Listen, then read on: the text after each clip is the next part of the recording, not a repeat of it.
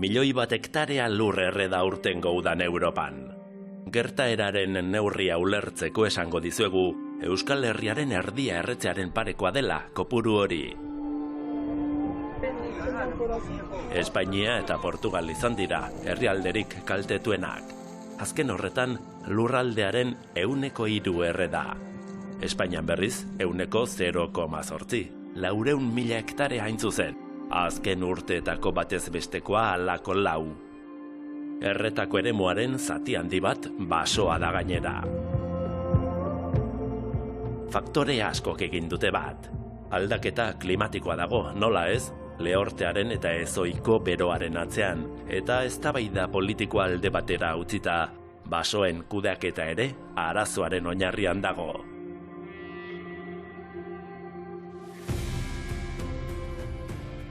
Kaixo, hain zuzen, basoak eta basoen kudeaketa izango dugu gaur hizpide. Nola daude zaintzen ditugu, zergatik behar ditugu, zein da basoen etorkizuna? Orain erakutsiko dizkizuegun proiektuek gure inguruko basoak osasunez nola dauden jakiteko diagnostikoak egiten dituzte. Eta zaindu eta sendatzeko proposamenak ere badituzte. Basoen medikuak gaur Teknopolisen. Has gaitezen!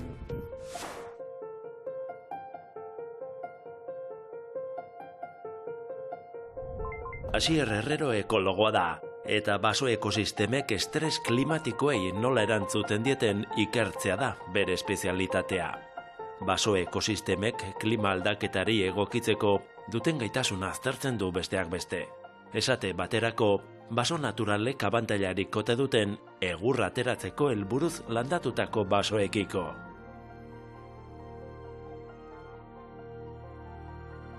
Kaixo, Asier. Kaixo. Ze baso polita ez da, elkarrizketa bat egiteko aproposa. Toki paregabea, bai. Gaiarekin oso lotuta gainera ez da. Hori da. Basoi buruz hitz egin behar dugu. Az gaitezen definizio bat emanaz, ez da. Basoak dira zuhaitzen multzo bat. Hori dio definizioak, ez da. Ez da zientzialariei eta basoak ikertzen dituzunei balio dizuen. Definizio horrek. Bai, balio digu, definizio pila bat daude, baina gutxi gora bera, baso bat da, zuhaitza elementu adierazgarriena den tokia. Zeintzu lirateke baso baten ezaugarriak? Baso bat izateko eta ez landaketa bat. Hor helburua izaten da ezberdintasun nagusia, ez dakit landaketak dira, pixkat ekoizpen helburu bat dutenak, eta askotan erabiltzen diren parametroak dira aztertzeko, deskribatzeko dira gehiago nekazal munduarekin erlazionatuta, ez? Letzugon partez, zuhaitzak dituzu.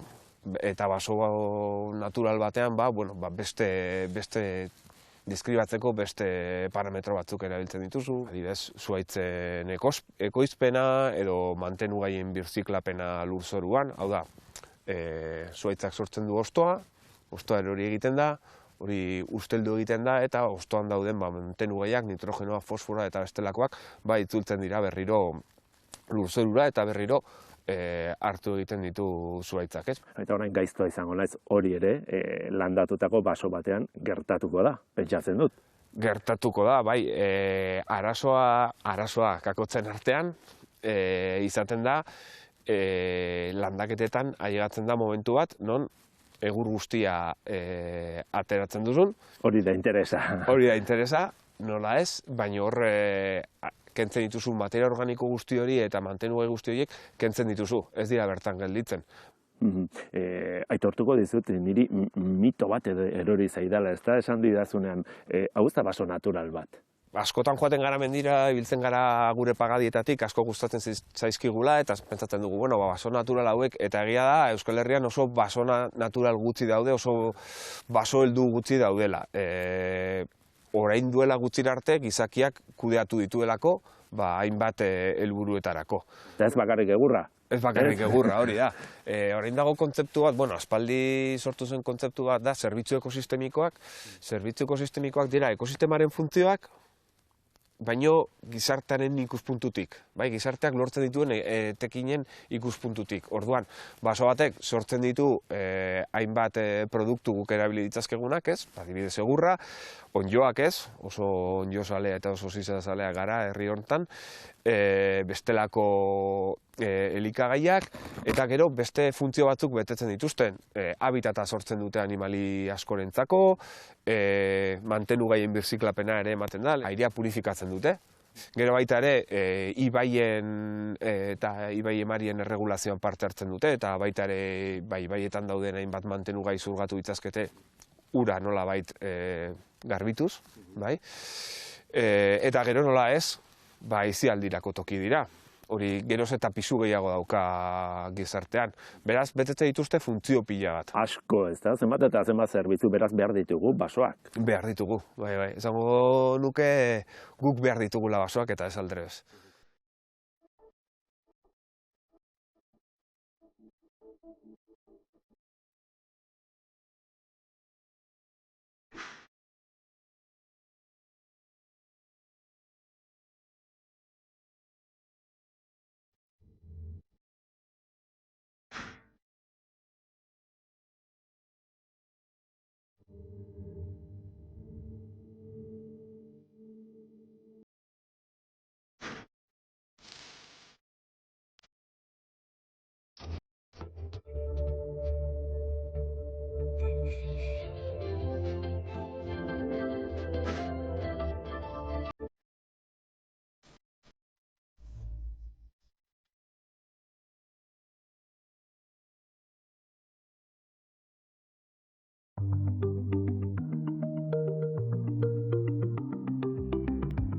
Euskal Herriko Unibertsitateko Landareen Biologia eta Ekologia saileko kideek gune esperimental bat dute Arabako Gamiz herrian.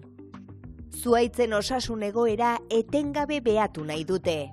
Izan ere, basoen ahultzea mundu mailako fenomeno bihurtu da. Zerk eragiten du baina zuhaitzen heriotza? Galdera horri eta beste zenbaiti erantzuten saiatzeko, ikertzaileek duela 5 urte ekin zioten erkamezti hau behatzeko lanari. Erkametzetako batzuetan hainbat gailu teknologiko jarrita. Lehaurtea dagoenean gu badakigu adibidez fotosintesia dela prozesu fisiologiko bat karbonoa finkatzeko murrizten egiten dela. Baina geroz genekien nola ezen harreman, zuhaitzaren harremana adibidez lurzoruarekin, edo nola begiratu zer gertatzen den gauean zehar, edo urtaroaren zehar denbora jarraian. Orduan, galdera asko genituen jakiteko nola zen zuhaitzen erantzuna, lehorte edo klima aldaketaren aurrean, baina modu zehatz batean. Datu zehatzak erkameztiko zuhaitzetako batzuetan dauden sentsoreen bidez lortzen dira. Datu horiek erabiltzen den gailuaren araberakoak dira. Lurtzoruan sartutako sentsore hauek adibidez, lurraren egoerari buruzko informazioa ematen dute. Hala nola, zuhaitz bakoitzaren inguruan dagoen lurraren hezetasunari buruzkoak. Izan ere, lehorte garaian zuhaitzek estres hidriko egoerak jasan ditzakete. Hau da, lurretik ez dute behar beste ur jasotzen, ezinbestekoak dituzten funtzioak osatzeko. Fotosintesia edo mantenugaiak xurgatzea adibidez. Lurreko sentsoreek ematen dituzten datuez gain, ikertzaileek laginak ere biltzen dituzte basoan bertan. Lurra dagoen moduan jasotzen dute. Gero laborategian garbitu, lehortu eta sustraiak bereizten dituzte aztertzeko. Horrela, lurraren aberastasuna aztertzen dute. Dendrometroek zuhaitzaren hazkuntza neurtzen dute. Hau da, epe jakin batean zenbat mikrometro hazten den erkametz bakoitza. Dagoeneko badituzte azken 5 urteotako datuak, eta zuhaitz mota honen hazkuntzari buruzko jakintza apur bat ere bai. Orain ulertzen dugu nola den hazkuntza adibidez. Datuak ditugu jarraian, orduan, ikusten dugu nola udaberrian ura hartzen duela eta esaten dugu lodia jartzen da, bai? Baina ez du egiten askuntza, eta gero uro horiekin, bai, udaberrian hartutako urarekin, baina udan zehar ja erabiltzen du pizka bat ja askuntza egiteko zera prozesu motelagoa.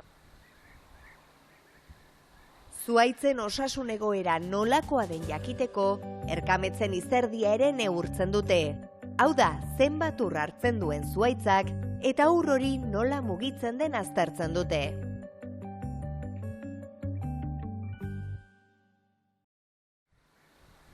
Horretarako Tri-Talkers izeneko gailu hauek erabiltzen dituzte. Lortutako datuak denbora errealean sarera igo eta igortzen dira laborategira. Zuhaitzen barrualdea ez ezik, ikertzaileek kanpoaldea ere behatzen dute. Hostoei erreparatzen diete gehien bat.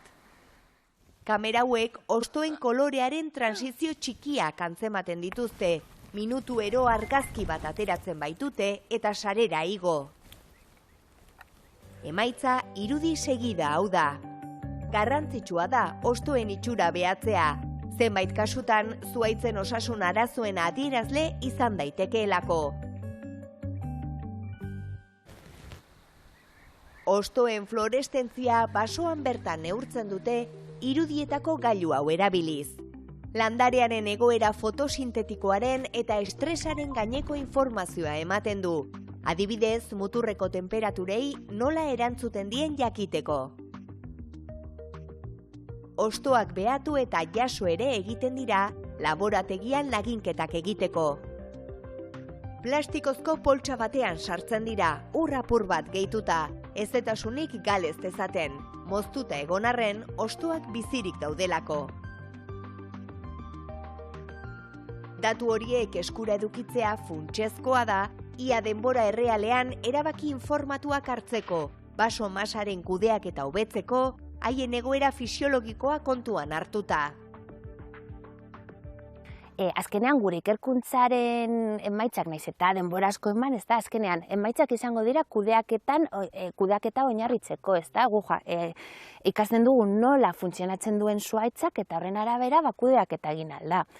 Oinarri zientifikoarekin, adibidez, zute buruz. Aurten izan da, udaberria nahiko euritsua, bai, eta uda lehortea izan dugu, orduan azkenean landareak normalean ura daukate, lehorrak daude.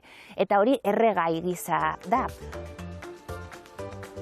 Gamizen eta beste toki batzuetan egiten ari diren ikerketa lanek, basoen ekosistema hobeto ezagutu eta zaintzeko balio dute.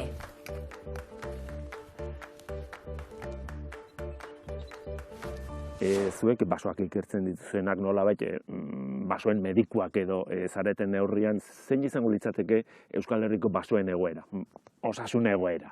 Alde batetik, ez daude gaizki, inoiz baino baso edadura handiagoa daukagu Euskal Herrian, eta beste alde batetik, hitz egin duguna. Apenas dugu baso naturaleik, apenas dugu baso heldu bat, non ikusi dezakegun basoaren potentzialidade guztiak. Bueno, toki guztietan erabiltzen den hitza da, kudeaketa. Basoak ere kudeatu egin behar dira. Nik uste denetarik egon beharko lukela, beharren arabera kudeatu behar ditugu basoak, baino, esan bezala, ez ditugu baso guztiz naturalak, ez ditugu baso helduak, beraz, horiek ere behar ditugu eta gure lurraldearen portzentai batean edo zati batean utzi beharko genuke basoari bere dinamika jarraitzen. Batez ere, ez dakigulako nola funtzionatzen duen, baso guztiz naturala dena, ez dakigu nola funtzionatzen duen. Beraz, kudeatzea izan liteke baita basoari bere dinamika edo basoa bakean uztea, ez da? Nolabait kudeaketaren barruan kontenplatu daiteke ez kudeatzea. Basoari ustea bere dinamika. Eta beste muturrean izango genuke esku hartze ezaket intentsibo bat edo, landaketa gisa erabiltzea baso bat, ez da? Hori da, haukaguna eta landaketa intentsiboak egiten dira, egurra lortzeko. Baso ekologo bezala, baso maitale bezala, gustatuko litzaidake baita ere, landaketetan ikustea beste motatako kudeaketa batzuk, hemengo espeziak ikustea, adibidez, zergatik ez, aritzak landatzea eta, bueno, kalitatezko egurra ekoiztea Euskal Herrian, ez? Eta gero bestelako kudeaketa, tarteko kudeaketa batzuk posibleak dira. Baina oso garrantzitsua da, batez ere klima aldaketaren kontestu honetan edo testuinguru honetan, paisai mailan edukitzea kudeaketa desberdinak dituzten basoen mosaiko bat eta kudeaketak eraginda baso egitura desberdinak dituzten basoen mosaiko bat edukitzea. Kudeaketa anitza. Kudeaketa anitza eta baso anitzak.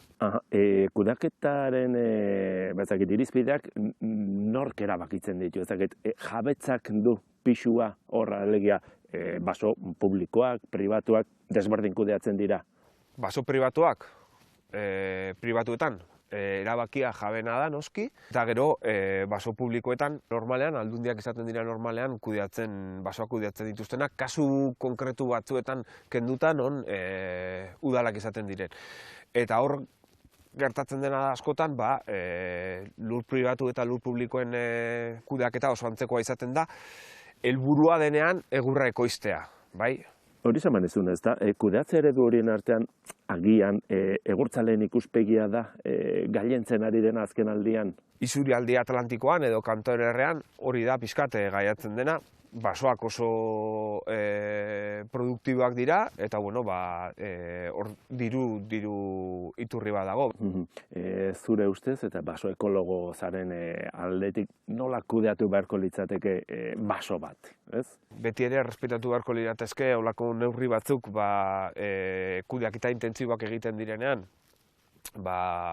inpaktuak geroz eta txikiagoak izan daitezen, baina bueno, pixkat esan dudana, saiatzea guztiari toki bat egiten. Hau da, beharko da egurra, beharko dira agian toki batzuk kudeaketa intentsiboarekin eta beste batzuk tartekoekin eta beste batzuk non ez den ezer egiten eta zientzilariei ematen diguten aukera pixkat epe luzeko ikerketak egiten.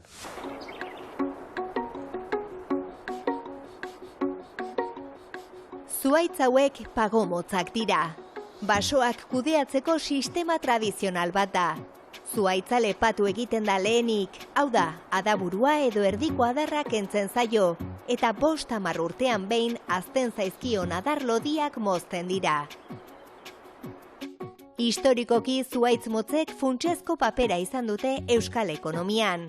Lehengaia ematen zieten ontziolei eta ikatza burdingintzari. Beste kudeak eta eredu batzuekin alderatuta, abantaila argia da. Zuhaitza ez da hiltzen uzta jasotzen denean.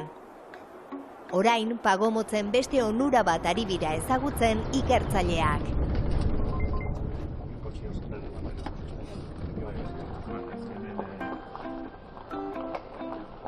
Oñatiko udalaren eta Gipuzkoako Foru Aldundiaren ardurapean daude herri onurako lurrauek. Laborategi moduko bat izan da urtetan. Adibidez, konifero espezie ezberdinak landatu izan dira hemen, bertako baldintzetan hobekien zein hazten zen ikusteko. Hala ere, pagoak dira nagusi eta bereziki ugariak dira pagomotzak. Orain, toki honen laborategi izaerari jarraituz, pagadiek klima aldaketari nola erantzuten dioten ari bira ikertzen zientzialariak. Batik bat ikertzen ditu aldaketa globalak, basoetan dituen inpaktuak, eta aldaketa global honetan bi adierazle nagusi, alde batetik klima aldaketa eta beste alde batetik lur erabileren aldaketa izan daitezke. Daude beste adierazle batzuk, adibidez espezie inbaditzaileak, ez? Baina gu bi hauetan zentratu ginen. Politxa izango zuen baita. Zehazki ezagutu nahi dutena da pagadien kudeak eta eredu ezberdinen erantzuna edo egokitzeko gaitasuna. Alegia, tantai edo enbor zuzenak dituzten pagoak, zuhaiskez osatutako txaradiak, pagomotzak. Zein baso erabilera egokituko da hobekien baldintza berrietara. Erantzuna aurkitzeko besteak beste dendrokronologia baliatu dute. Pagoen eraztunak irakurri dituzte, haien sinkronia ezagutzeko. Sinkronia, guk deitzen dioguna sinkronia, zenbateko antzekotasuna dituzten zuhaitz ezberdinek klima aldaketari kasu honetan erantzuteko. Hau da, bi zuhaitz aztertzen baditugu, bi zuhaitzen hazkuntza eraztunak aztertzen baditugu kasu honetan, eta hazkuntza eraztun horrek beraien artean oso antzekoa baldin badia leio temporal ezberdinetan zehar, horrek esan gura hau sinkronia altua daukela bi zuhaitz horiek. Aldiz, bat asko azten bada garai horretan eta beste bat askoz gutxiago azten bada garai horretan, esan gura geben sinkronia baxua dutela. Ikusi duguna 1970etik 2020 artean, kudeaketa eredu denetan, hau da izan baso gazte, izan baso heldu, izan pago motz, guztietan sinkronia areagotu egin dela. Hau da, zuhaitz guztiek berdintsuago erantzuten diotela klima aldaketari. Hori batik bat izan da lehorteak areagotu direlako, izoste berantiarrak areagotu direlako, udaberrian ematen dien izoste hauek eta prezipitazioen jaitsiera bat eman delako garai honetan. Orain, egia da, kudeaketa eredu guztiak berdintsuago erantzun arren guztiek berdin ez dutela erantzuten. Beraz, gure galdera edo hipotesia zan baso egitura anitzek sinkronia anitza izango dutela. Hau da, aniztasuna handia eta sinkronia txikia duen baso batek, gaitasuna handiagoa izango luke klima aldaketaren erronkei aurre egiteko. Hori diote eraztunek. Zergatia ulertzeko, apustuaren adibidea erabiltzen dute ikertzaileek. Diru guztia zenbaki bakarrera jokatzea arriskutsuagoa da, apustu ugari eta txikiak egitearekin konparatuta. Adibideak berdin balio du pandemietarako ere. Gaixotasunen bat baldin badator gizarte batera, individuo bati eragiten badio eta guztiok oso antzekoa baldin bagara genetikoki, horrek esan nahi du guztiei eragingo diela. Eta nik uste pertsonalki, bai uste dut denak antzeko erantzutea arriskutsua dela. Diametroa, zuzenean diametroa, hori da. Herri onurako lurrak dira hauek, eta horregatik zenbait herritarren laguntza izan dute zientzialariek. Atzetik datozenei, baso osasuntsu bat uztea gustatuko litzaioke Joni adibidez. Irabazi ekonomikoa helburu duten espezieak landatu ordez, bertakoak lehenesten dituen eredu baten aldeko apustua egiten du. Eta, badabil gaztia guaia beste aristi txiki batzu sartzen, hor beste lanketa batzu gite beste erabatera, ekonomiko behira baino, apitimat ondorengo eri politia jaretia, ero guri eieuxakuna eta bukaketan fandana berriz berreskuraketan, apitimat idea horrekin. Basoen aniztasuna abantaila bada, baita adina ere. Ikusten duguna da baso zaharrek eta hauek oso individuo zaharra dira, sinkronia baxuagoa dutela, hau da klima aldaketaren aurrean erresilienteagoa direla edo arrisku baxuagoa dutela. Orduan klima aldaketara egokitzeko kudeaketa eredu apropos bat izan daiteke. Baso zaharrak aberatsak dira gainera biologikoki. Materia organiko ugari pilatzen da haietan, eta egitura konplexua dutenez animalia ugariren babesleku dira. Ez da ahaztu behar pago motzen balio kulturala ere. Zuhaitz hauek gure arbasoen bizi ohituren lekuko dira.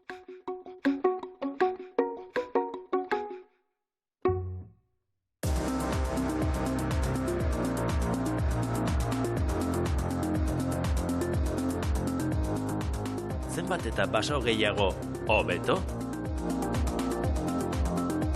Orokorrean bai.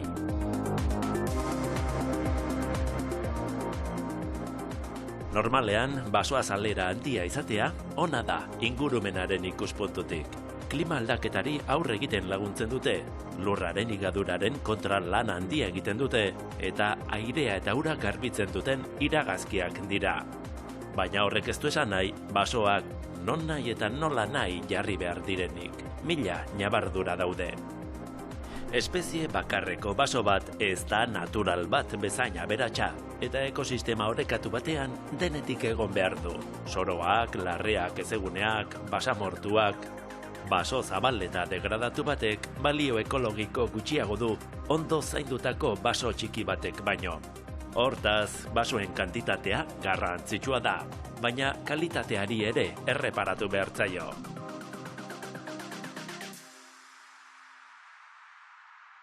Hasier, basoak ez dira libratzen, ez da? Klima aldaketaren ondorioetatik nola eragiten diete?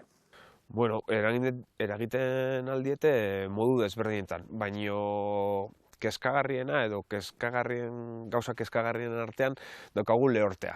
Bai, azkenean, prezipitazioak ez baldin badire igotzen eta temperatura jarraitzen baldin badu igotzen, evaporazio gehiago dago, lehorte gehiago daukagu. Eta lehorteak asko ahuldu dezake zuhaitzak. Zuhaitza egoten da bizitasun gutxiagorekin, zaurgarriagoa izaten da plaga edo izurrite edo patogenoen aurrean, eta lehorte gehiago etortzen baldin badira, eta egoera horiek mantentzen baldin badira luzaroan, zuhaitzaren heriotza ere gertatu daiteke.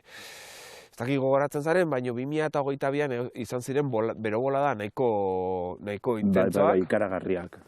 Eta Arabako zenbait tokitan, zenbait zuhaitz, zenbait basoetan hil egin ziren.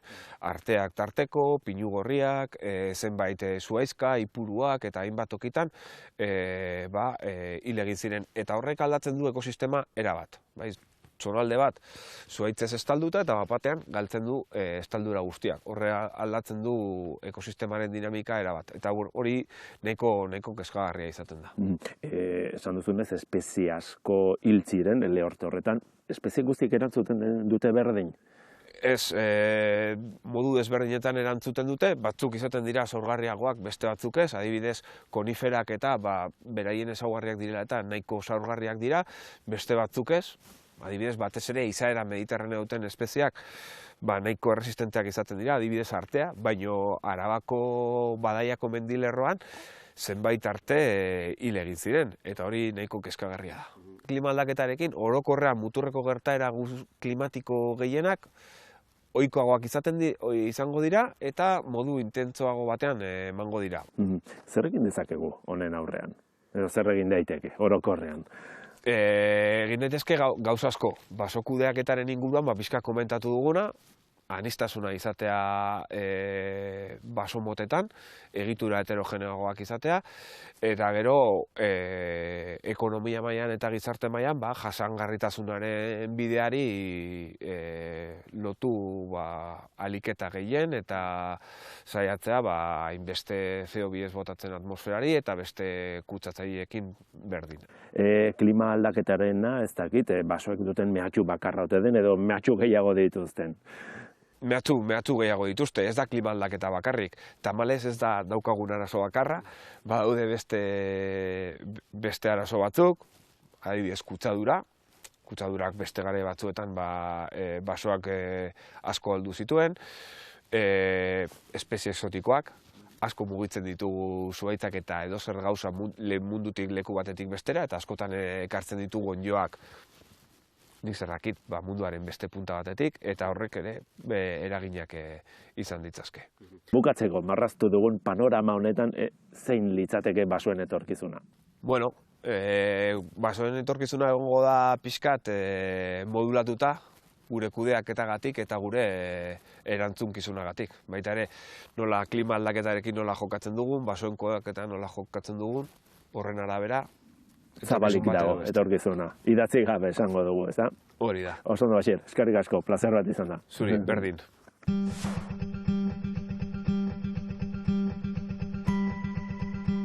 Bukatzeko espaziora joango gara. Apirilean esak Europako Espazio Agentziak satelite bat jaurti zuen gure planetaren zati berdea ikertzeko.